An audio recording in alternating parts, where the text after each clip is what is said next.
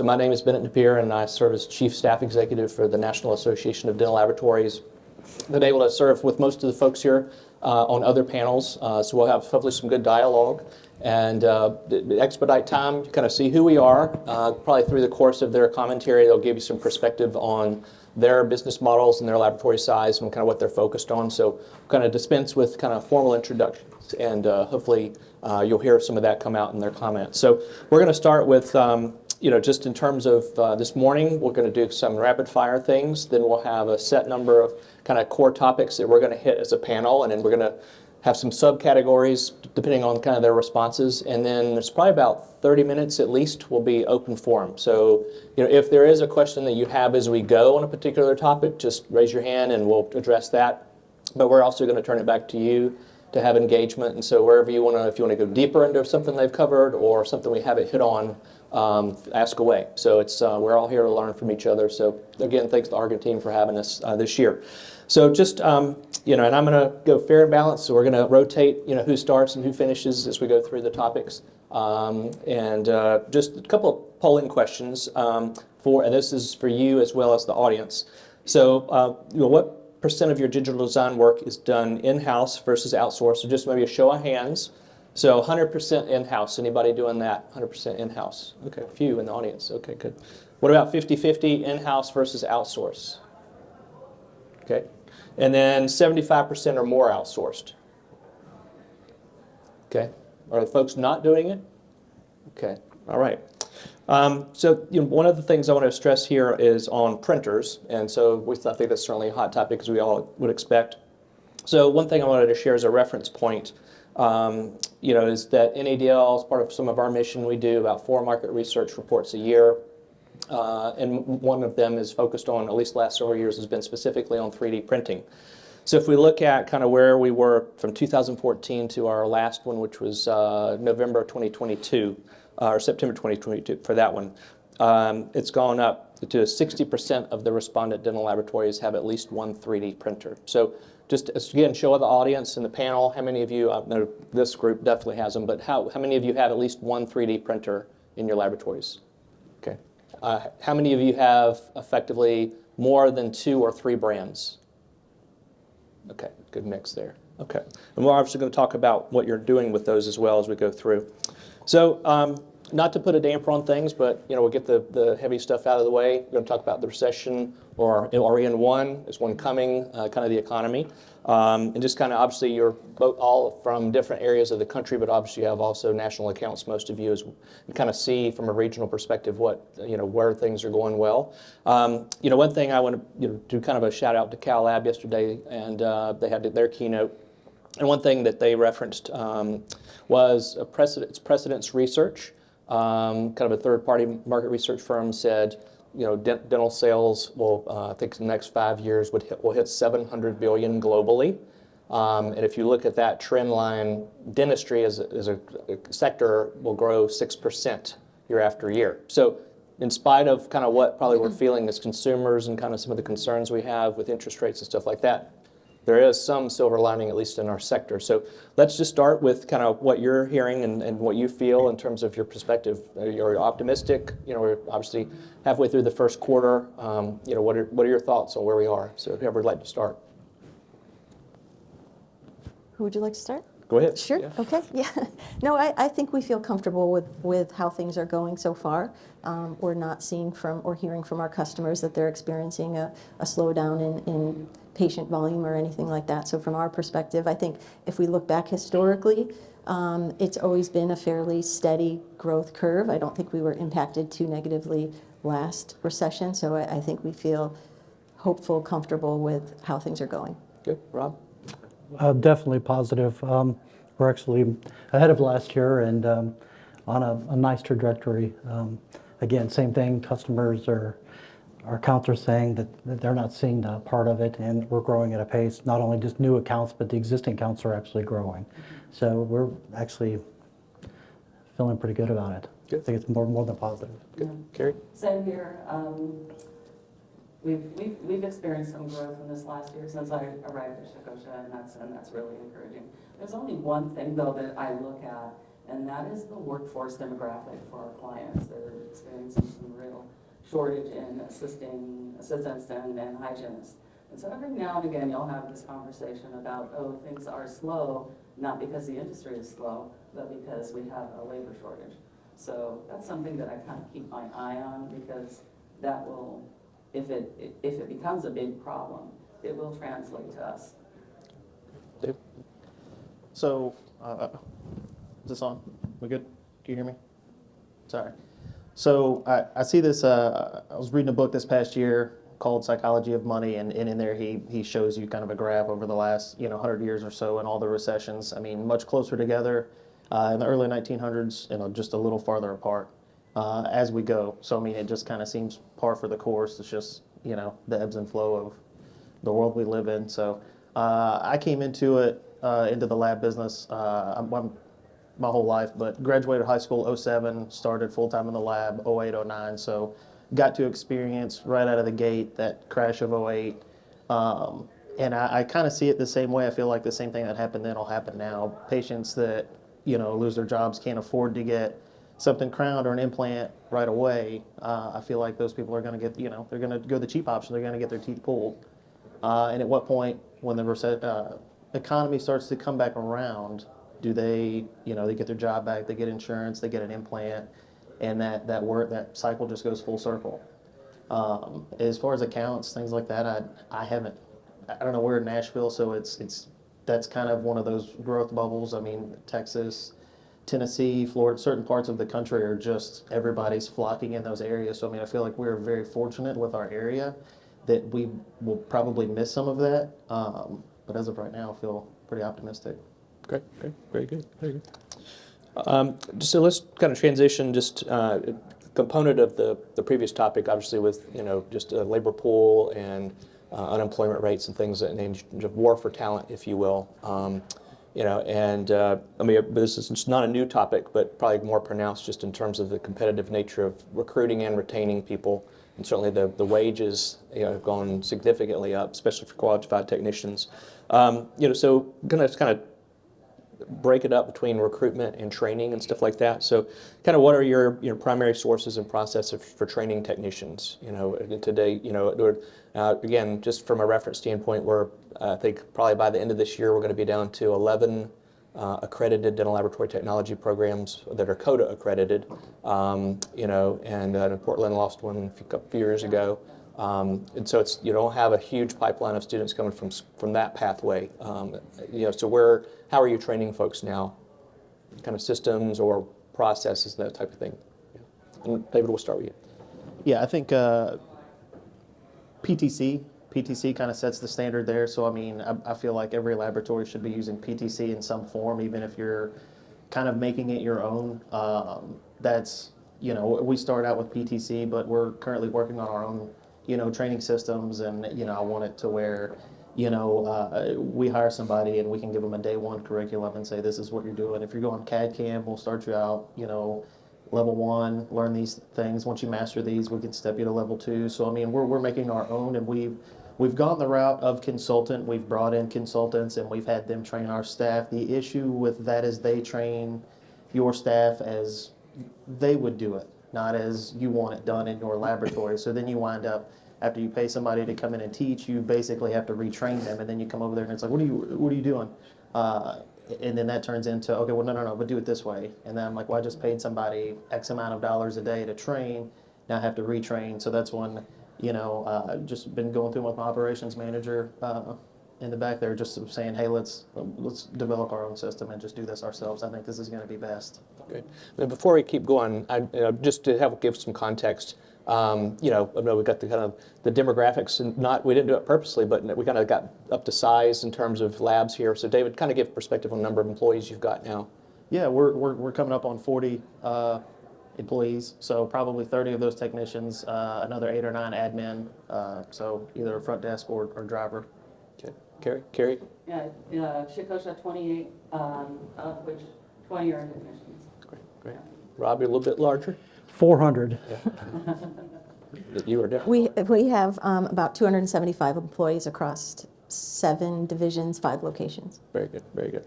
Yeah, so Carrie, you want to talk about kind of what you're using at Shikosha? Yeah, well, I came into Shikosha with a lot of education, knowledge about education, and the idea that I kind of started developing is that we should have an external education track where people come and receive education, and should have an internal education track. And that's for our own people or anybody else who might want to get into dental technology. So at Shikosha, we have 6 CDTs. We have 4 CDT candidates. And so if the CDT candidates take it to the end, we'll have 50% of our technicians as CDTs. And we use that CDT marker as a way to really encourage a very tangible result of the educational track. And there's a lot of interest just internally. Very good. Rob? We're also PTC, so PTC trained, and then internally within different departments, so we have trainers for the departments. So same thing, starting out level 1, level 2, as they progress and pass through both things, it's trained up. And a lot of people are doing, maybe I'm jumping a little bit, the transition of, because the laboratory is changing from analog to digital in a larger percentage. So it's kind of funny, everybody who's learned analog is now, I want to learn more, so it's really focusing towards, the digital technology of it. Good. So internally, Good. we have an internal team. Good, Daniele? We're kind of a combination of a lot of different things. I think we've had to get creative over the years as the challenges have evolved. We have a full-time director of training and education who supports things. We also, one of our core values is opportunities for growth. So career pathing is a big part of sort of how we approach training and kind of coming at it from a technician level, understanding where people want to go and grow.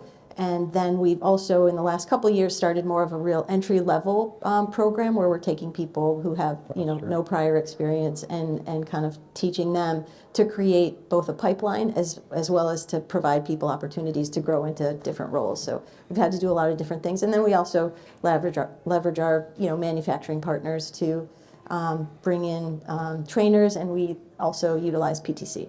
So a lot of different things. It sounds like just from each of you, you've both all got a good blueprint where you're kind of, I like the term, incentivizing people to do professional development. What are kind of other ways other than CDT process that you might, try to give them a carrot, if you will, to continue to expand their knowledge base and things like that? Is it financial? Is it other measures of things that you're providing them in terms of, really if they're reluctant to kind of expand their knowledge base, what other things are you doing to help them move them along the way, other than like you said, career pathing and stuff like that? Career path, growth within the company, of course, more money, of course. And just, I think for me, I just feel like the trick is to inspire. And then all of the other pieces sort of are not nearly as important. The inspiration is what kind of pulls the people forward into the career. The other thing that's very cool is this cross-training. So you can get people from one department interested in working in another department and developing that little think tank kind of environment where people are sharing and really enjoying sharing what they know with other departments. I think too, it's kind of understanding what motivates that individual, right? Some people are very financially motivated, and so the carrot is the financial reward. Other people enjoy or the inspirational side of it. They just want to be seen and respected by their peers as someone who is advanced in their career. So it really kind of depends. I think you have to take the time to kind of get to know the person and what motivates them. Great. Yeah. So I'll hit the personal growth as well, but it comes down to personal motivation as well. What do you want? As we've grown, as I've hired technicians, you learn everybody's different. You have some people that just want to come in, clock in at 8 o'clock. They want to leave at 5. They want to go home, see their kids, whatever. They don't want to rock the boat. Status quo, make their money, go home. And then you have other people that want to push, the status quo. They want to be the best at what they do. I mean, I've had technicians where I try to go behind them and change something, and they'll be like, don't touch, tell me what you did. I want to do better. Don't fix my work type of thing, and I love that. One little trick that it's funny, I saw this on a TikTok video of all things, showing my age here. But one of the things I saw in a TikTok video was is like a business development lady, and she was saying that if you want to find out what motivates, your team, she was like, ask them the question, on a scale of 1 to 10, how motivated would you say you are to be the best at your job, or whatever, insert question here, and anything that they say that is above a 1, you just say, why did you say a lower number? So they say 5. Why did you say 4? And then immediately you're forcing them to give you the reasoning for what motivates them. So they're explaining to you why they are motivated. Well, I didn't say 4 because I want to do a good job, keep my job, but I want to go home at 5. Or maybe they said 9. So why did you say 8? Why didn't you say 7? Because I want to be the best. If I'm not trying to be the best, then why be here at all? So Same focus. I think it's a good indicator of those who are going to be those who want to be your leaders or your managers, because it's amazing. I mean, I think the dental industry has always put forth, hey, you're the best technician, so you're the manager now, right? And it's like, I don't want to be a manager. I don't know what you're talking about. It's going to work.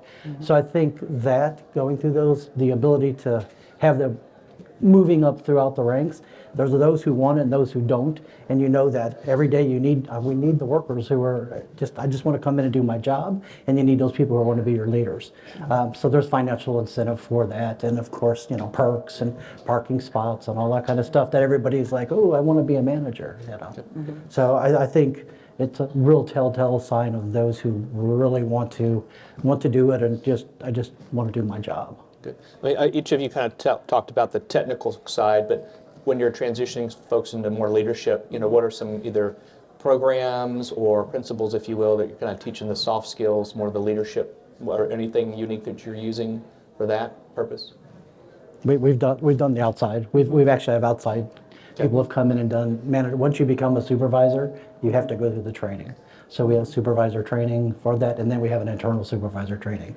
But we wanted to do a form, because I do believe that it's hard to, those who want to be supervisors want to be a supervisor. Those who don't, it's never going to happen.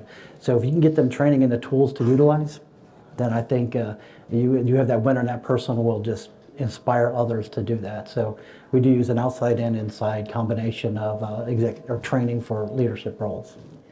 Just for anybody using like True Colors, Strength Finders, Myers-Briggs, any of those types of instruments, just to kind of assess more about, like you said, how people, what makes them tick, if you will. Anybody using any of those tools? We've looked at them, but are not using them right now. Not now, we have before. Okay. All right, very good. Let's transition to technician recruitment, which, not an easy one either, especially for qualified technicians. So if we look at kind of the most recent data from Department of Labor, Bureau of Labor Statistics, we've got about 45,000 technicians in the U.S. If we take that 6% growth reference that I mentioned earlier, where even with technology, you're going to continue to need people to manage the workflow, if you will. So where are you finding people? Again, absent not many accredited schools, there's some non-accredited schools that are out there and they're doing a really good job in terms of their business models. I know people are getting from kind of vocational schools or dental assistants kind of transitioning to a different, where are the pathways that you're seeing the most success? We have two different things. So for entry level, of course, being in Huntsville, we have a lot of different industry that's coming in. Everybody's moving into the Huntsville area. So this is off the street. We also have dental assisting schools. We have a couple, and one of them we actually have a partnership with. And if there's people, it's amazing, they may go through it and end up they don't want, but they still want to stay in the dental field. So we have quite a few. I think we have 7 or 8 that we've come from that school. And then we're doing a lot of recruiting for senior seasoned technicians internationally even. So we even have from Australia, with Philippines, Korea. We've marketed the whole entire country or world, I guess you would say. So I hate to say we take them from other labs, but we try to take them. Sorry, I took one of those very best technicians. Yeah. She moved back. She moved back. It was a personal decision. It was a personal thing, Yeah. but incredible. So it is. You're still good technicians are good technicians. Everybody knows it. So I think it's still going to be the lab thing. You have to switch between laboratories. Just Rob, while you hit the bringing in people from the outside, foreign technicians, what type of resources are you using for the INS process, immigration, and things like that? It's a journey. We have a lawyer and everything Okay. that we take care of the outside. A company that actually does it, ties them in, does lawyer, gets all the paperwork, gets all their, everything for their visas to come in and everything. And then we're truly lucky. We actually have a apartment complex that's on site. So when they come in, they actually get to stay on site there. We provide that housing for them if they do their transition. So it's very attractive. Yeah, Rob talked about new technicians and unseasoned technicians. So if each of you kind of address both types of audiences, kind of where you're having the most success. For us, the new technicians, it's really kind of hit and miss. It really is because we're word of mouth. Someone knows someone that's interested. Dental assistants that are, do a tour and they're like, oh, I'd love to do this, and you open the door for them. So it's really kind of a spectrum, bringing in entry-level technicians. And then seasoned technicians, it's just the pool of the laboratories in the state. And if you're active in the state and you have your friends that have laboratories, you kind of get to know everyone. And as you guys were saying, there is this little kind of dance around that happens, and it's just sort of the nature of the beast. But with seasoned technicians, of course, you're hiring for skill and hiring into a higher position. Danielle? Yeah, I mean, I think similar to what everyone has said, from a experienced technician perspective, we're using tools like Indeed, LinkedIn, other career sites, but a lot of our focus has shifted towards the people that we have within and training them into roles that we anticipate needing to fill, and then developing that pipeline. And the pipeline, the new technicians, similarly, we're getting some from the field of dentistry and people who want to get out of the dental office environment, but then also working really closely with the schools in our area to sort of build awareness for what we do and the types of positions that are available out there. So we're, partnering with, school art departments, more traditional kind of creative arts, and then also with the computer classes, and so getting the CAD technicians that way as well. Okay. David, anything? So I would say number one, we have a dental lab technology program in Nashville. I actually went to that program, so I'm pretty familiar with the staff, stuff like that. There we have great relationships, but that's probably been one of our number one centers of recruitment. But I mean, if you're lucky enough to have a school, just be thankful. But we pull a lot of techs from there, and it's nice because you get some of their background and their work ethic. While they're in school, I'll talk to the program director and say, hey, did this person miss any days? Were they inconsistent? How was their attitude? How did they interact with the other students? And we've gotten some good and we've gotten some bad. I've got one back there that started with me 3 years ago, right after we came back from COVID, and she, we just made her CAD manager. So, I mean, somebody brand new to us right out of the dental lab program's already made that big of a splash. So that's awesome as far as new people. Number two, I would say, is just word of mouth. You create a good environment, treat your people well, and people that, if somebody does come from another lab, which with that being said, we try not to actively poach. I don't want to try and create any bad karma or anything like that. But if somebody sends me a resume, that situation just kind of is what it is at that point. In the case of what Rob was saying, I apologize. Sorry. No, so she's phenomenal. That's a tough loss for either one. That person's gonna be an asset no matter what. She's amazing. But we had somebody that moved from Huntsville to Spring Hill, Tennessee, which is like 20 minutes south of the lab. So sent me a resume, interview her, but at that point we're confused with her position because she's coming from such a large lab to us, where I'm like, I think she was an implant purchaser there, and we were like, what do you even do all day? I don't know what you would do at my lab. We have 40 people. We're gonna purchase, fraction of the parts that Oral Arts does. But we, within 5-6 months, she was our implant manager, and then 6 months later, she winds up having to move back to Alabama. So it wasn't a situation where just Now she's either my one of us were implant. Now she's poaching my off implant the other manager. one. Yeah, but I called Rob and was like, hey, this person's moving back to town. Give her some responsibility. Okay. Lay it on, because she's gonna be phenomenal, and that's worked out. So either way, just more than anything, happy for her. But just word of mouth in that regard, because there's one lab in town specifically that's like a satellite location, not you guys, another one, but No names. but we had one technician send us our resume. It was actually through a recruiter sent us their resume. We interviewed them, and then over the past 2 years, now we have 4 people from that laboratory that just keep sending resumes in. So and so told me they love it here. I want to work here, type of thing. And it's just we like I said, we didn't go after a single person. They come to us.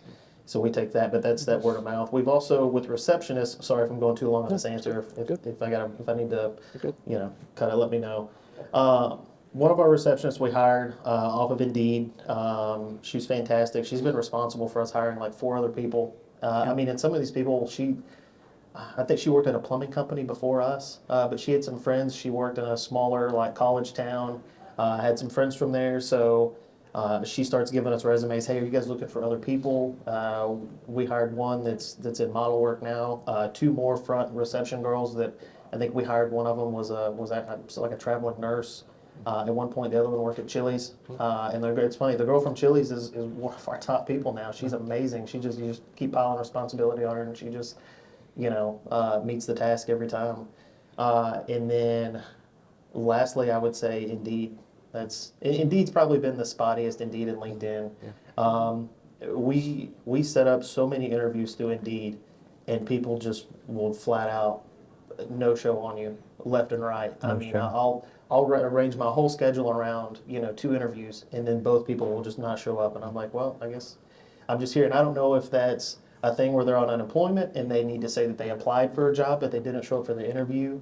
But I think it's worth it to have the ad out there, because if you get one solid person every 6 months, to me that's worth having the ad out there and just letting your lab be known. But I would still say number 1 and 2 is the dental lab program, and just word of mouth. If you treat your people well and somebody comes from another lab or something like that, you don't want to actively poach, but if you have a good enough environment, more people will come. They'll be your ambassadors. Yeah. Exactly. So just for the audience, just poll, how many of you, let's say the last 3 years, have hired, assuming most of you don't have a school in your backyard, but how many of you have hired graduates of a formal dental laboratory technology program? Just show of hands. Okay. All right. Very good. All right. The one thing I'll focus on before we move to retention is, just in terms of talent acquisition, if you will. How many of you have acquired smaller labs for, obviously your account pieces, principles come with that too, but just in terms of talent acquisition, how many of you have acquired other smaller labs for their talent pool, including the owner or manager potentially? Yeah. Not at Shikosha, but before, yes. Yeah. Okay. Anybody else? Yeah, definitely. It's kind of unique with the smaller, like a 1-2 person laboratory. They're kind of like, okay, I've done this for a while, and I don't want to really do this anymore. I just want a job. Yeah. And they would have come in. So those are definitely helpful to bring those in. And they also bring accounts too, so it's a win-win. Yep. That's not just the technician, but also work. Very good. David, have you done that yet? No acquisition on our end as far as us buying other labs. I know we've. My best friend Billy in the back there. Me and him have joked around. We're 4 hours apart. He's in East Tennessee, and we've talked about hiring a buddy of ours that's 66, 67 now. But just the thought of managing in a location off-site, it just terrifies us a little bit. So we're just like, we would almost rather him get bought up by an NDX or something, and then it's like we could come into hire a sales rep and come into the market anyways. So just keep it all under our roof. Okay.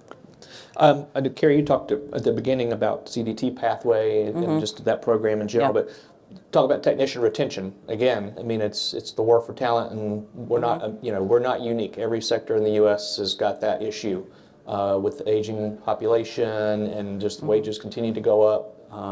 So how are you keeping your best performers? Well, I think the thing that once we started talking about the internal education program, then I just sort of opened that up to just general work culture and work-life balance. And actually something that I brought home from Vision was this little questionnaire, and I took everybody in the company through, and we had one-on-one. We used the same template of questions, and one of the questions was, what would make you happy here? How can we what can we change here at this company to make you feel like this is the best job ever? And actually, come Monday, we are beginning a 4-day work week. And this is just beyond happiness. Everyone is very excited about this, including me, to be fair. And we're gonna, and it's a trial period, and there is no end in sight to the trial period because we want to gather up some information. We need to see what production is going to be like. But it really is that work-life balance, that sense of the job ticks lots of boxes, not just in terms of how I feel professionally. It's also the camaraderie within the workplace. It's how long I'm there, during the day. Can I get everything done and not feel stressed out? So, it's just a lot of little pieces kind of fall into place. And then the work culture changes and shifts, and the happiness level goes up. So that's sort of, I think, in my opinion, the key to the retention. It's not nearly as cut and dry as you might think. It's sort of complex. And it's the human element of what makes us happy with what we do. Very good. Yeah, I would agree with that. I think culture plays a big part in retaining good people. That's been kind of a part of our history since my grandfather started the business, was really making sure that we're taking care of our people and making sure that they understand what we're trying to accomplish, what our mission is. We talk on a weekly basis with our teams. We have little team huddles, we call them stand-up meetings, where each manager is talking to their team kind of about, overall goals, where we're at with things, what we're trying to accomplish, what's gone well, what we need to improve on. So I think in that way, people really feel a part of the bigger picture, a part of improving the lives of our patients. And then, we do a lot of fun things as well, obviously, a lot of amenities, a lot of engagement activities, things like that to keep it a fun atmosphere. If I remember correctly, correct me, you have a daycare, I think, or you had one time? We did it, Yeah. we did for a long period of time when that was an important piece for people. We had a daycare, we had a wellness center for a while, we have a fitness facility, a cafe, so a lot of different amenities depending on what our employees want. Okay. Yeah. David, anything? Rob? Me? Oh, Go ahead. Go ahead. There's one of us. I was like, Sorry. we're pretty good about, again, we run 3 shifts, so time, like certain people I can't come in until this time, so we're very flexible with when they can and can't come in. As long as they get their time, I'm not sure, because we're open 24 hours except on Sunday, really. Or Saturday, actually. I'm trying to figure out how it crosses over. And same thing, wonderful stuff. We have a gym, we have all the facilities for that, cafe, everything that's you think about. When I first got there, so those who don't know, I was with National Dentex forever, and just 6 months now been with the Oral Arts, and it was very ironic to see. Like an Employee Appreciation Day. We didn't have Employee Appreciation Day, we had Employee Appreciation Week.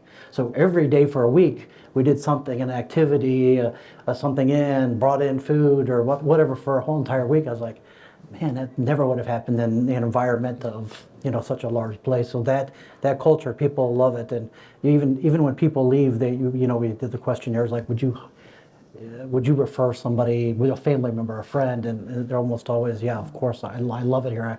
And they're using the word like, I'd like to work here, but they love to work here. Yeah. So I think the culture aspect of it is so important, because you spend more time at the lab than you are even with your family. Like, that is your family.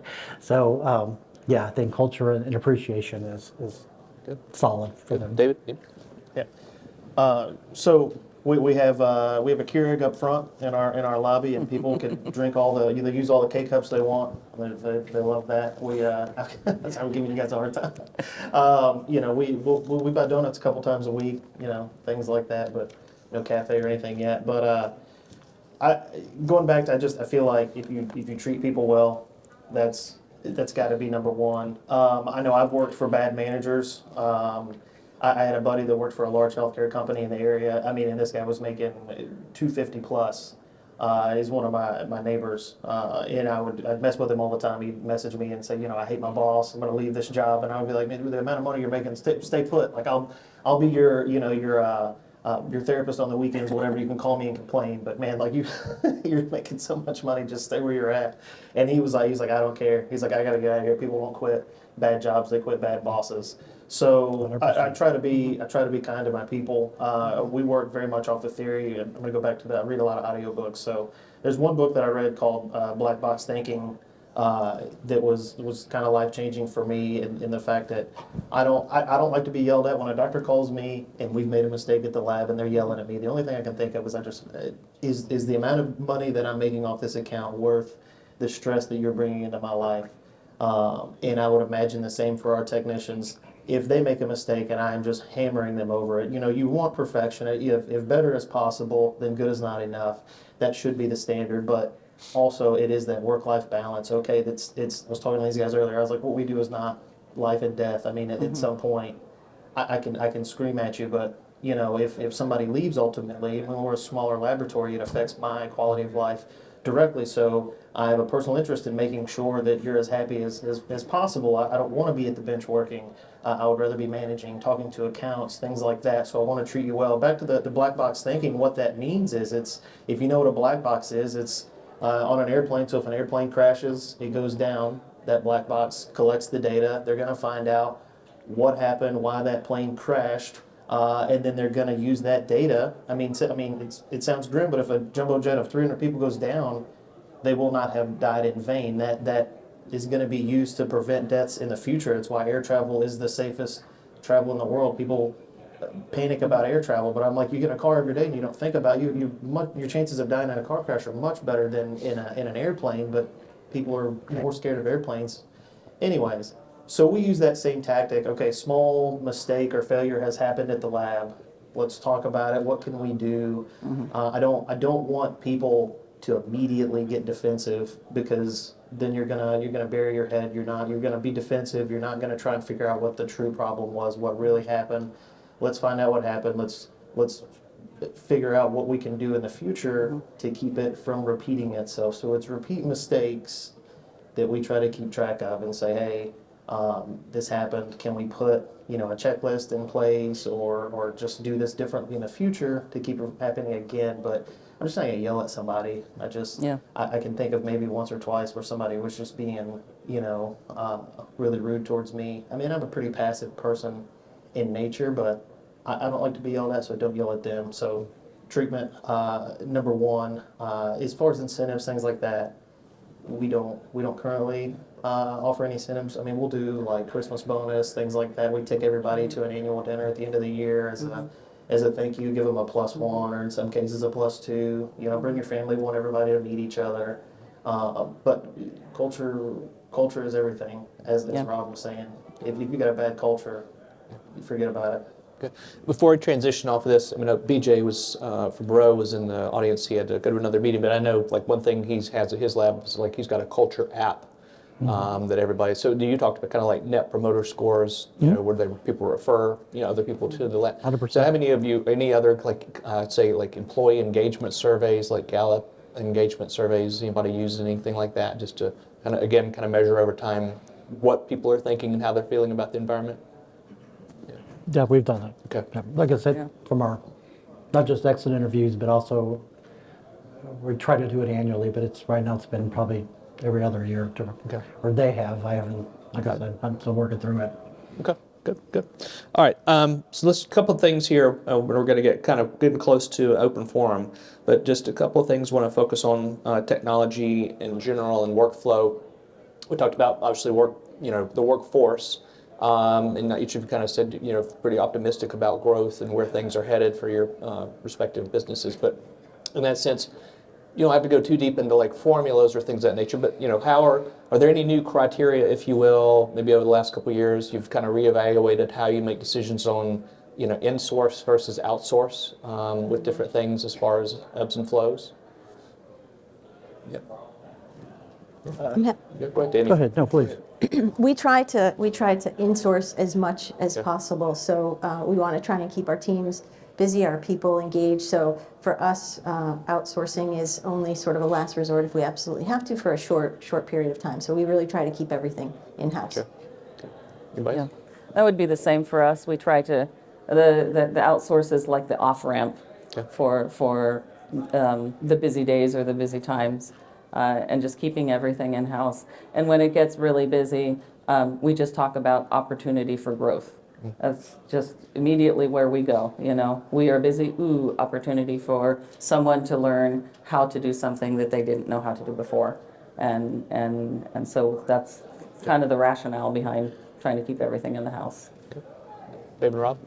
We also try to keep as much as possible. Again, with the size, we do have to use some partners that we have, but it's never like a whole entire piece. It's more of parts of it. Like design's one of those to where it's probably a 50-50 where we send out and keep in, and those we keep in are more of the aesthetic or more of the larger bridges, single units and stuff like that. It's not as imperative. David? We outsource anything with metal in it, essentially. We cast metal frames, PFMs, things like that. I personally hate metal work. We've hired people that have the ability and the skill set to do so, and then we had one retired in December, and then we started having issues again with PFMs and stuff, and it was just eating up too much of my time, too much of other people's time, and as busy as we are right now, you would think that we're running a BOGO sale on crowns in the lab, and I was like, all right, get all the PFMs out of here, just send them out. I mean, we don't do a ton of them, but I would say it's maybe 5% of our fixed work, but I was like, just get these out of here, don't want to worry about them. As far as the metal frames, we've had a long-going relationship with a company, and we've just always sent our frames to them. It's just one less thing to stress about at the end of the day. As far as CAD designs, that's another one of those things where we use a couple different design services. I wouldn't say every day, especially once we get slow, we want people designing, units. But we do a lot of implant work. So if it's to where we're just really busy, I would rather keep the larger cases, the more complex cases in-house, design those. And if it comes down to it, send the single units out. Send the single units out. Have those CAD design, those are easy. Somebody can QC them the next morning and do all the complex cases, design all the hybrids, design all the single unit implant cases and bridges. I think, outsourcing designs is an incredible tool. Okay. Before we transition to the kind of the audience forum, just digital dentures will kind of preheat maybe one of the topics they bring up. Where are we, the digital dentures? How far away are we from full integration? Obviously we're here this week. What are your thoughts? Where are we in that journey? Well, at Shikosha, we are toe in the water. So it's actually one of our little areas of training, and we're starting to transition into, and every department has some kind of digital application. We just created a new department at Shikosha called Integrated Solutions. And that department sort of pulls from all the other departments, and it becomes this really fun little group that works collaboratively from all departments. But the removables department is beginning to more and more get into the digital arena, but we're not there yet. Yep. What about you? I think from our perspective, we've always approached technology looking at, what is it going to do to help our customers? What is it going to do to help our processes? Are our customers asking for it? It's been, we're maybe a little farther than toe in the water where we have the ability to manufacture digital dentures. We're not doing tons of it. We still really like our analog dentures. We're watching the materials as they evolve. So we take it slowly as customers ask. It's something that we can offer, but we're not full tilt all digital by any means. David, Rob? We're probably waist deep. Waist deep. We're in the water for sure. I think and I feel maybe bad about it, but the digital denture concept is not truly a digital denture. It's a digitally printed. You still have all the analog aspect. Like you said, what's going to be the transition? Transition is to be able to take that digital record, an accurate digital record, a scan of the mouth or a scan of the bite to where everything is without having a bite rim. You still have to do so much analog, and then you digitally print it. It's not a digital denture, it's a digitally printed denture. So I think that's kind of the transition. But yeah, I think some products, I know Stratasys has got something that's coming out that's all monolithic, and we've definitely played with it, but everybody's still not quite where they need to be. David?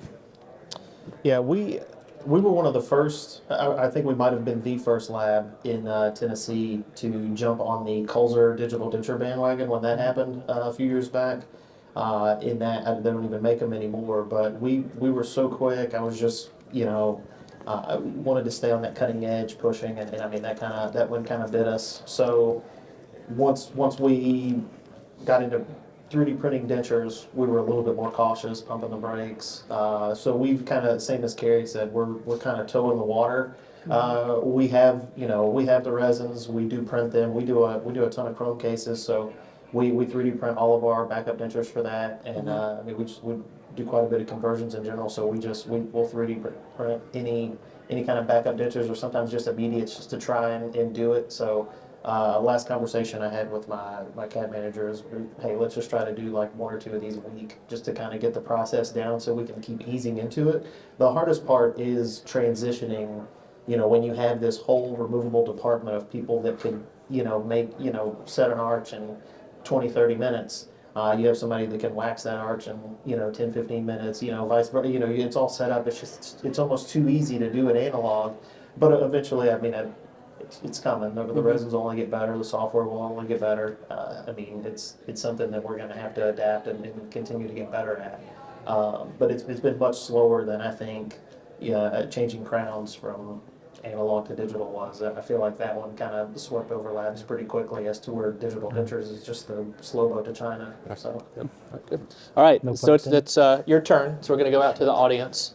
And I think we could probably have a mic out there, if not, just use good voice. But if you do ask a question, obviously if you're a laboratory, would just ask maybe if you wouldn't mind sharing what state you're from and maybe what size laboratory. That would be helpful. Just gives context to maybe why you're asking and what your perspectives are. So who would like to kind of be the guinea pig and kind of start with the first question from the audience? Yep. Oh, good. Good. Yeah. You want to pass it out? Sure. All right.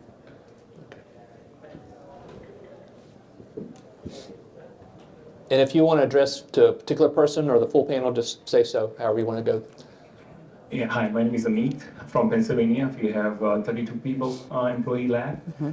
Just asking a panel question. Are you guys printing crowns with rodent material? What do you feel outlook about it if you are, and what do you think about it? We're not. Well, we are not printing crowns. Yeah. No, Not- no not a- printing. No. No. I'll say we're not 3D printing crowns, but we'll 3D print like hybrid tri-ends, things like that. But no crowns, none of the new Bago resin or anything like that. Hi, my name is Russell. I own 3 labs in Ontario, Canada. So maybe just to follow on from that question, when we were attending Cal Lab, they mentioned that one of the biggest potential disruptors to the industry is obviously the chairside printing of the $2 sprint rate crown. And I think the view was how that's going to be a tsunami, was the word that they used, moving through the entire industry. So what is your feel about that, and how should labs react to that? Anybody? Yep. You want to take that one? We chuckled at our table that it was a bit of fear mongering. So we think it's a ways off. And so we as a team are just really sort of focusing on kind of keeping that noise at arm's length, certainly watching it, but I don't think the materials are there yet. I think there's lots of talk that the materials are going to get there, but they're not. And so we're focused on some of the other things that came up during that discussion, which were about being, a consult for our customers, and focused on, doing a good job with big cases, with anterior cases, to be a support, a technical advisor. So we're kind of trying to stay focused on being true to who we are. We certainly watch it, but we don't think it's there yet. So. Yeah. I also think that I don't think the dentists want to be really in the lab business. They're making their money practicing dentistry. Chair time is everything, and either they have to have a staff that's going to do that and print that, or they're going to have to do it, and that's taking away from time that they could have chair time. They're making much more money in chair time than saving a few dollars on a crown. I mean, that's I just don't think it's. I'm not afraid. How about that? But I'll be retired by that time, so it's not really matter. I've still got another 30 years in this, Rob, so I gotta. All right. So I'll give you a hard time. I don't know. I mean, it's the same as it's always been. I mean, the resin, like Carrie was saying, is probably only going to get better and better. Probably not there yet. Unfortunately for me, I talked about the advantages of being in Tennessee. The disadvantage of being in Tennessee is we do have a doctor that's about the same age as I am, third generation guy, but he's, loves to lecture, loves to teach, things like that. He just built a new office, and he has a massive lecture hall in his office. His whole upstairs is set up for lecturing to doctors. And this guy has probably 13, 14 Sprint Ray printers in his office. And his whole model is to bring doctors in and teach them how to 3D print stuff, their own stuff. That's his whole shtick. And I mean, and this guy's been he still uses us for certain things. He's been a large client, but the amount of doctors, younger doctors especially, around us that have called, and we've had accounts that have called and say, or we'll check on them and say, hey, we haven't gotten a lot of stuff from me this past month. What's going on? Oh, I got a Sprint Ray. So and so's teaching me how to print my own crowns, and I'm like, what? Just what do you get out of this? Just Right. is kind of annoying. So maybe I'm feeling that a little bit more than other people because of the proximity of this doctor. He's part of I don't know if anyone's heard of 3D Dentist out of North Carolina. Mm-hmm. That's it's part of that group. So, but that's their kind of thing though, is they want to do more of their own work. As far as a solution, I couldn't tell you yet. Maybe we start to focus more on design at some point. You guys might. You guys are larger. You might be a little bit ahead of me on that as far as having teams that want to sell designs, which still gets scary because we use design services constantly. So I've had doctors call me and ask me about design services, and I'm like, we're just not set up for that. We have 6 CAD techs. We're busy and still outsourcing designs for our own stuff, let alone we don't have time to do your designs as well. But at the end of the day, what Rob said, he's not necessarily worried about it. And I would say kind of the same. How much did we panic whenever Sarah came out with their chairside mill? Everybody's like, oh. Because again, that's whenever I was first, as I graduated in 07, I'm coming into the dental lab. I just learned Crown and Bridge. I've done dentures most of my life, and all of a sudden you're telling me there's a machine that makes these things chairside. I'm like, what am I going to do? And we're just fine. Some of our largest accounts have Cerix. I think our number 2 account last year, this guy has 2 mills and 4 different intraoral scanners, and he was still one of our largest accounts. So the market will change. It's our job to find the void and fill it, and we will. Just to follow up to that question, Rob, you obviously had a lot of exposure to the DSO market, you have too, probably. So just going out 5 to 10 years from now, and kind of how many are going to be like what I call either some type of group practice or certainly like more the Heartland model as opposed to solo practitioners? Where do you think that's going to play into that question?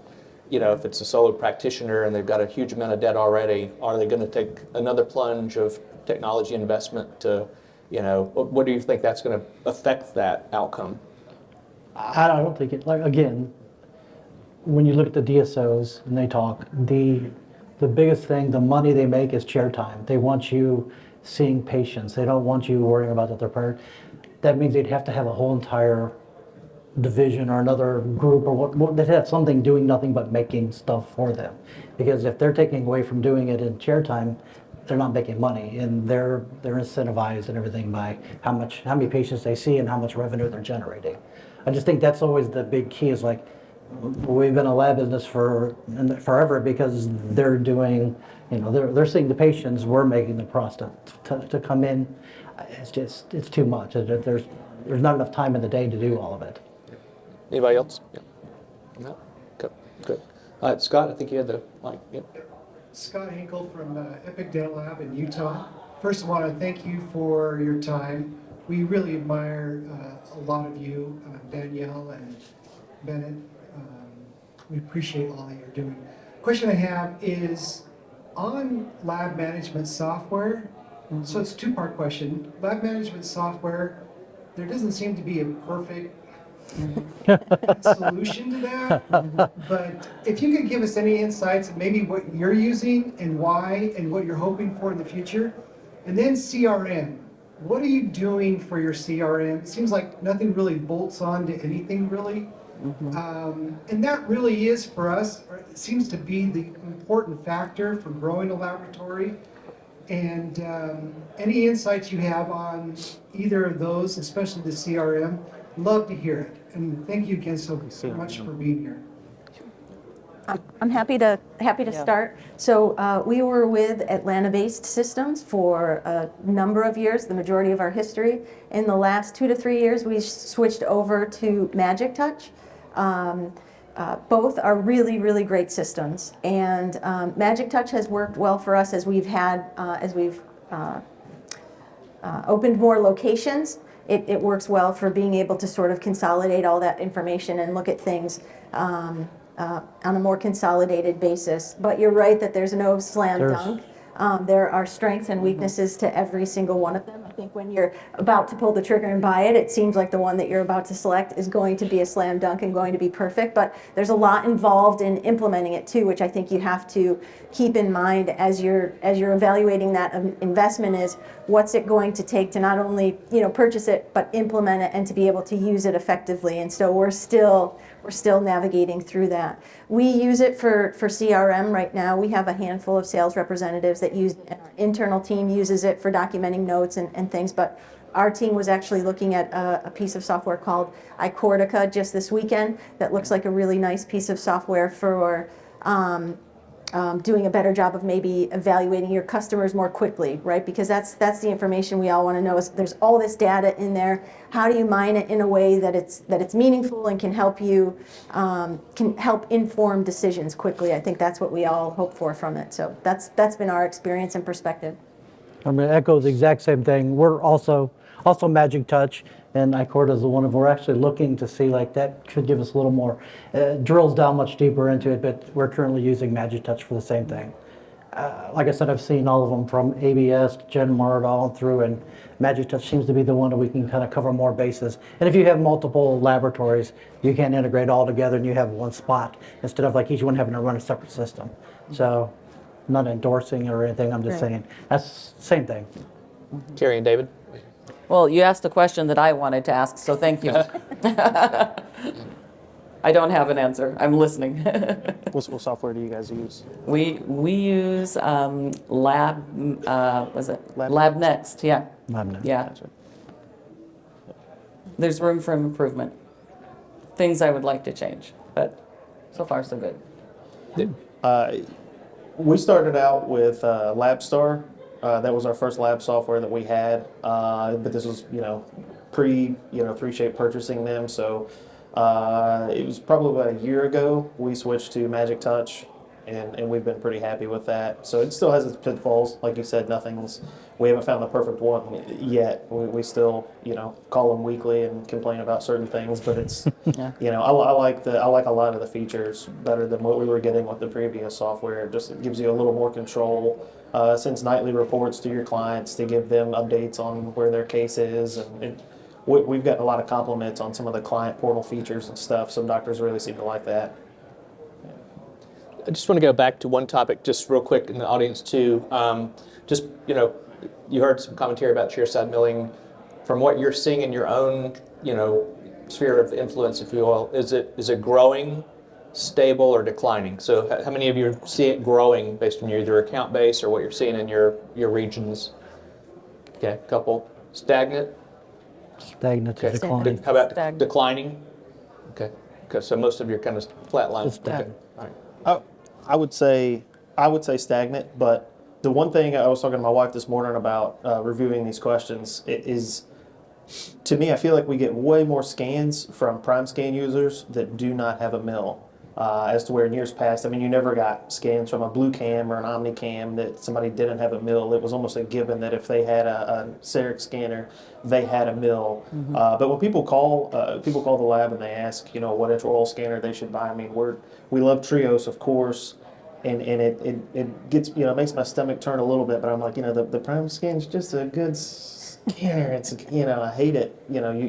It is. But it's a good scanner. We have a ton of doctors that buy them because they have CEREC equipment in their office. I mean, one of the doctors in town that I'm great friends with, it's the first doctor I've ever been on like a first name basis with. I try to never break that professional barrier, but he bought one, and I mean, I was in his ear the whole time, like, man, get a Trios, you don't want anything else. And he wound up buying a Prime Scan, and I was like, what are you doing? And he was like, well, I have all my other equipment in my office is Sirona. Why not buy their scanner too? And I was like, yeah, whatever you want. So, but it is a good scanner. But he doesn't have a mill, and we have a ton of other accounts that are the same. Good, good. All right, other questions from the audience? All right, yes. Hi, this is Amit again. Scott reminded me to admire you. Thank you very much for this awesome panel and discussion. Already met David at the Cal Lab. Yeah. So thank you very much, panel. I have a quick question about the scanner program. Are you guys offering any scanner program to any dentist? I do. We are offering the revenue and lease based, and as well as if they want to connect directly to the vendors, we do that. What are you guys doing, and what do you feel about it? Yeah, we are offering it, and it's all for it's incentive based as how much work we're getting and how much we're paid for the scanner. We have partnerships with currently right now Itero's the partner who we're using, and the ability for them to go in, set it up, do everything out of there, and then as they send work, as long as they send our threshold what it is to it, we'll pay for the scanner. Right. And we just do it as a rebate back to their. We don't like pay for it. We do it as a rebate back to them when it gets their bill. Can you? For us, we're not promoting or incentivizing any scanners in particular. We have different reward programs, so we have rebates and incentives for volume, but we're not giving offices scanners or anything like that. Yeah. Shikosha doesn't also. We have other programs. Yeah, same for us. We don't offer any scanners, but we offer a discount on digital crowns. So essentially, we pitch that as a rebate to them. This save X amount of dollars. But the conversation does come up a lot. We get a lot of outside larger labs that come into Nashville, and you get a lot of. Dandy being the main one that'll just hand out scanners, but we don't give them any for free or anything. It's just the rebate program, same as Daniele. And I think our usage on that is also against. It's more of a defensive. It's not like we're promoting, like, hey, Citizen will do X. If they're looking for it, we can set it up. Again, Dandy is one of the disruptors that have kind of went like, hey, I got a free scanner. I got to leave you. Like, you've been with me for 15 years. What are you talking about? You got to leave. Like, oh, they're giving me a free scanner. I said, well, we can cut a program like that. So it's more of a defensive more than it is an aggressive, like, marketing it out there. I will say, we did pick up a new account recently that had used Dandy and did experience the 3-shape. And they did love the 3-shape. They said they wanted to return it to Dandy by their own and just go with another lab. So for what that's worth. So maybe you'll get more of that to where they burn an account out. And it's not the first instance we've heard of that. I'm curious to know if you guys have had the same thing, but an account will get the scanner, say we don't like Dandy, but we do love the scanner, so buy their own scanner and then start using you anyways. Yeah, we've asked on that. Trey. Hi, Tracy from Absolute Dental. I have a question about you guys talking about scanners, receiving digital files in. Do you guys have any method of how you're receiving those files in? Switching, I use ABS now. Does Magic Touch have any options to kind of receive those files? Have any of you looked at any kind of automated login of receiving those files once they come in? I know there's a couple things kind of on the breasts coming through. Have any of you experienced that, tested it, have any comment on it? Certainly, habits are hard to break, so we get our files in a lot of different ways. Magic Touch has a portal, so that's probably the most streamlined way to receive files, especially larger files. But then we also have customers who still like to use our website, and some who like to use email as their form of transmitting photos or CBCT. So it's all of it. Yeah. Does anybody have a, so we receive through portals as well. But have you had any issues with pushback of kind of saying to your doctors, this is like from now on, you can't send an email anymore, you have to send it through these portals?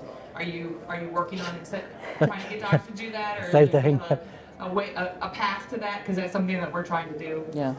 We're probably in the same situation you are. We're trying to force that to the portal, but as any dentist, you try to force them into something when they don't, the resistance. So yeah, we're looking at now for maybe some type of incentive, like if it's used through the portal, maybe there's some kind of a discount or something to use that. Because we're definitely switching higher and higher digital. I mean, we're approaching the 60% of everything's digital. Yeah. So we have to kind of, keep turning that. But right, we've had the resistance that I'm like, what do you mean you telling me you have to use this? I can't send that anymore. I always send that. Susie's the best at sending. You're like, I got it. So yes, Thank you. same struggle. Same struggle. Yeah. Thanks for nothing. I'm good at that.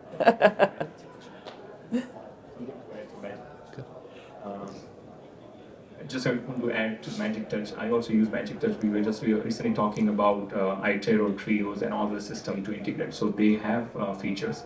I've not started using it. They were sending me the programming details, like how to backend and all that. So once doctor sends the ITER scan, it just uploads everything in the system, generates the case and all that.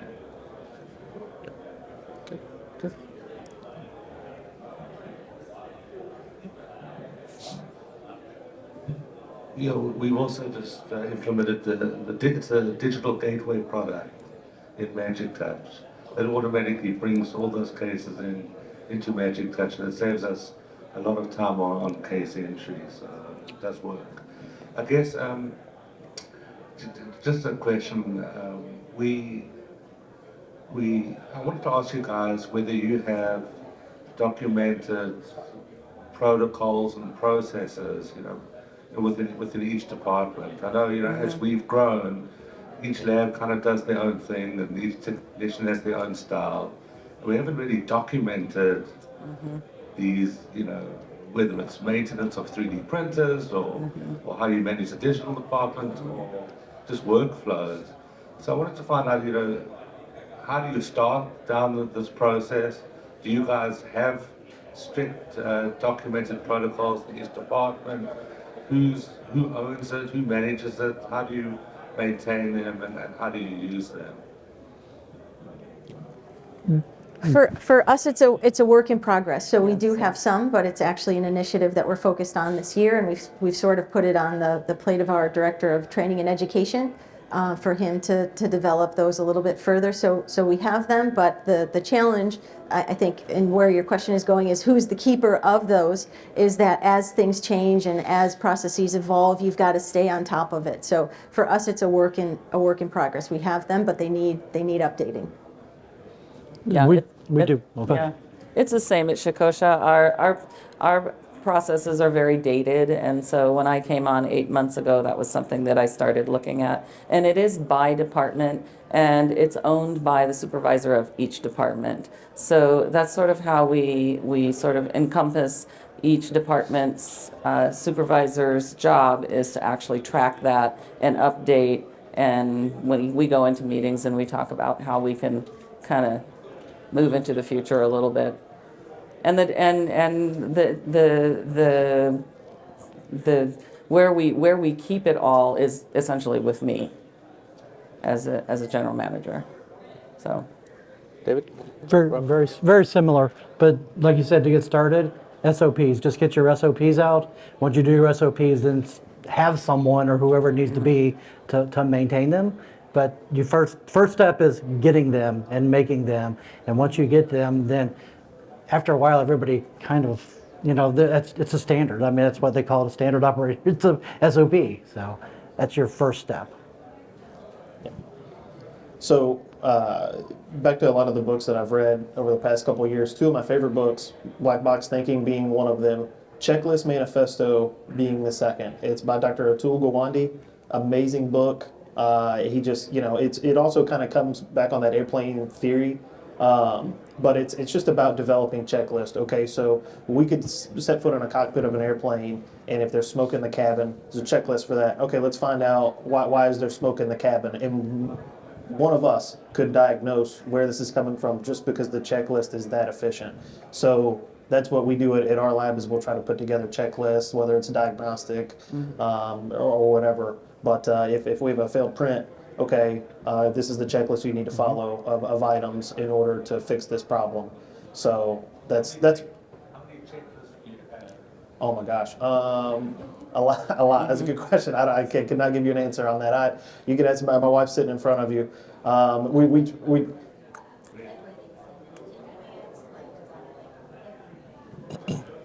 yeah. Oh, sorry. Yeah, we have checklists for almost any process for any item in the lab, I feel like. And the process behind it, or the thought behind it is, if someone was walking off the street, could they do this based off this checklist? So, I mean, it's helped. They're not perfect. We're still, changing them and customizing them, but they're helpful for sure. For the most part. I mean, you have a couple, that just refuse to use them, and then when they come to us with problems, did you use the checklist? Well, no, where's it at? I don't know. Okay, we'll pull that out and see if you can figure it out, and then come back to us and see if we can address the issue then. So we kind of make them figure out their own problems or mistakes to see, to have them go through that thought process other than just us giving them the answer or doing it for them. It's the old adage of you can lead a horse to water, but you can't make it drink. So it's like I said, I spend a lot of time at home. We have a baby now, so maybe not as much now, but pre-baby, all the time, sit at home on the computer, banging out checklist. Okay, what's just a scenario that can come up? How would I handle this? Document it, go home. But read the book, Checklist Manifesto. It's incredible book. It'll change your life for sure. Going to do a follow-up, just the panel on the topic, just because you're different size laboratories. What's your accountability mechanism in terms of keeping you conscious, pure on your processes and your procedures? So is there a point person, something like Carrie, you said more departmental. Yeah. But what's the frequency by which you're kind of reevaluating if there's changes and that kind of stuff? Those kind of management communication, if you will, when you're making updates or evaluating that you're following what you're supposed to follow. Our weekly supervisor meetings, sort of a revisit if there's any tweaking that needs to happen, comes up in that weekly supervisor meeting. So it's weekly. Okay. All right. Okay. Is it just for each of you? Do you kind of do an annual tweak, and then kind of what's your time frame where you're going to kind of what I would call overhaul, if you will, you just assess everything and say what's materially or significantly changed? What's that look like time frame wise? I think it's more reactive on our side. Yeah. It's a reactive. It's ongoing. Yeah. Everything's like, these were, I've spent the time doing this, and if something's not working right, then you have to go back and say, okay, why is this not working right? So I hate to say it that way, but it's more of a reactive position rather than because why am I changing something that's working well? If it's not, then you're going to go back and look at it. I would agree. I would say with equipment more than anything. So I mean, you get a new printer, you're going to need to make a new checklist for that printer. It might not be the same. We have the Sega and we have Carbon, and the two are not the same if something happens, with each printer. So it's just, I would say as you buy equipment or if you change a process, that you need to change it. But by and large, if something's broke, they'll fix it. Okay, good. Other questions from the audience? And if you don't have a question, if you even have a topic that you want us to address, so. Sorry, I'm asking too many questions. This is a question about the employees. Do you have any set parameters, like how many mistakes they can do, or how many remakes is allowed for admin, like front desk, denture department, crown and bridge? What do you have set up in your labs? We have a daily tracking. Every technician has to turn in their daily report of what they've done. And if there's any remake that comes back that we can identify in that track document, then we just, for me, and I oversee this, I just note until I feel like it's something we need to talk about. Because issues are so complex with remakes, nothing is ever very clean. So we just sort of case by case, technician by technician. But that daily tracking is really, it's very useful. It's a very useful tool. It allows us to see what's coming through in-house every single day, who's doing what every single day, and then I can look and identify trends. That's something that I implemented when I came on, and it has been terrific. And technicians feel, when they have to fill out their tracking form, that's their accountability. They're already thinking, what have I done today, and what was my volume, and so on. And we talk about the magic number. Every technician has their magic number. What is their production, their comfort place, in terms of number of units or whatever, So it is a way to sort of, empower. You know what you're able to do. You're tracking. You're filling it out. I'm not doing anything other than gather the information from you as a technician. And I think that's been really useful. Down, as a tool, just knowing what's going on per every technician and where the fixes need to happen. Anybody else? Basically the same thing. You have Magic Touch, so we have task scan, so I know every single task that's done, who's done it, when they've done it, how much they need, and everybody has a target. We know what they are. And I think I'm the same concept of watch it, see trends. If you have someone or individual or even an apartment that is on a trend, then that's when you do it, go in. And I hate to say also, at that point, sometimes I then bring in HR and say, hey, here's kind of where we're at. Do you guys understand where we're, so it's an information, not a like, you did bad, I can't believe you did that. So yeah. I think it literally is, I look at it as an agreement or even a contract, like I pay you to come do work and you're not, at the end of the week, I go, oh, you were like 6 short. I'm gonna take that from your check. That's not how we, people would not do that. So you kind of have to have that conversation, like, hey, we were in this together. This is a team here. Yeah. Anything else to add?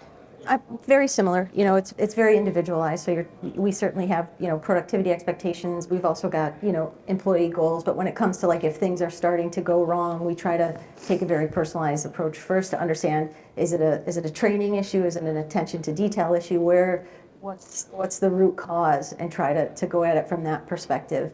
And then if we need to, we have sort of what we would call progressive disciplinary steps, but it's very gradual because our goal is to try and correct the problem and, Right. and keep the person, retain the person. 100%. So at the individual technician level, everybody kind of knows where they are. Okay. But just on a business wide, what frequency are you sharing certain kind of more KPIs at the macro level, and who's the audience that sees some of those metrics and your trends? Is it give me some examples of that. Just From our perspective, our management team is dialed into metrics on a daily basis, on a weekly basis. Our leadership team, meets every 2 weeks to review things. And then from an employee perspective, on a quarterly basis, we're having meetings to kind of share with everyone where we're at. got it. Cool. Anybody else? Yeah, similar. Same. Yeah. But just want to thank Lori and the Argen team and a lot of ladies at Argen, including Julie Wolf, dynamic leaders in our industry. So thank you for the time being with us today. Thank you for Argen for putting the panel together. Thank you for the panel for sharing. And go out and conquer the rest of the day. And safe travels home. Thank you. Thank you.